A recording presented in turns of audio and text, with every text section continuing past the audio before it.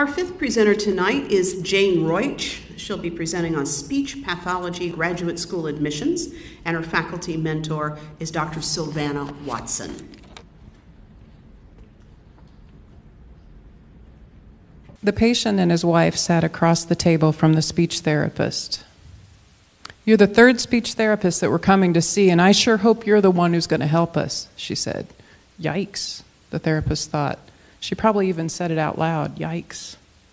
The woman continued, "My husband was diagnosed with ALS, and the first therapist told us that there was nothing that she could do because it's a progressive and fatal neurological condition. The second therapist got him a speaking device that he was able to type into, press a button, and it spoke for him. Well, that worked well until he lost control of his fingers.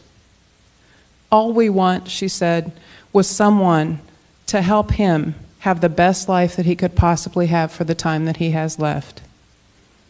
Do you think that third therapist helped? You better believe it. What was the difference?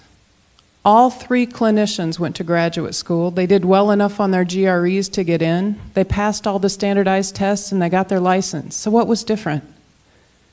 I believe it's the soft skills, the emotional intelligence, the executive functioning, the human factor.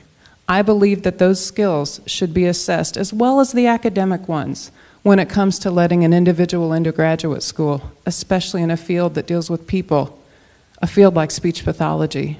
That's the crux of my research. And guess what? My pilot study this summer showed that this was confirmed. A few years after they had met, the therapist got a letter in the mail. It was from the patient's wife.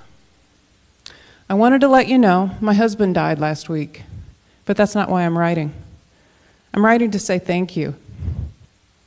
Thank you for providing him with a device that allowed him to maneuver over the sand dunes in North Carolina, that allowed him to open the garage door for his 3 sons every day when they got home from school, and the same device that allowed him to tell me that he loved me every night before bed."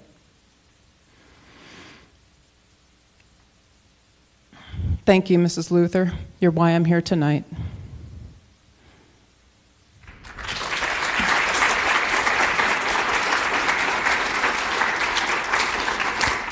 Thank you so much, Jane. You know, it strikes me that these soft skills that you're talking about are so important in all of these healthcare fields, no doubt, but in so many other fields as well. And we have sort of lost track of that somewhere along the way, it seems. I think a lot of it, people do the best they can. And I think a lot of it comes down to making sure the people that you're bringing into are not only the smartest, but also the best skilled for the positions that they're going to be in.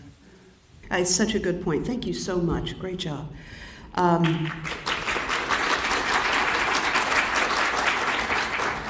Are you learning a lot?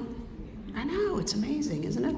That's just a small sampling of the very fine research that goes on here every day at Old Dominion University.